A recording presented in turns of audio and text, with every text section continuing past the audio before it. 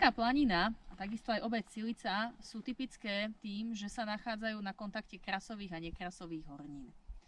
Príkladom toho, ako to v krajine funguje na takomto kontakte, je aj Farárová jama, ktorá sa nachádza tuto vedľa mňa.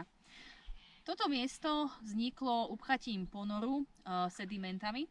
No a v dnešnej dobe sa tu nachádza jazero, ktoré slúži na rybolov, na rekreáciu a takisto ako zaujímavý bod pre návštevníkov planiny.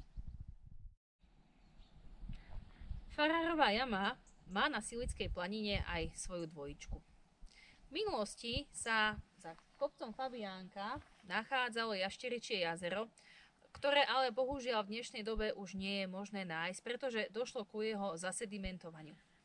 Toto miesto je označené iba informačnou tabuľou. Obe lokality však mali problém a majú problém so znečistením vody. Nachádzajú sa v tesnej blízkosti obce, kde prebieha poľnohospodárska činnosť a dochádza ku znečisteniu hnojivami a ďalšími produktami poľnohospodárskej činnosti.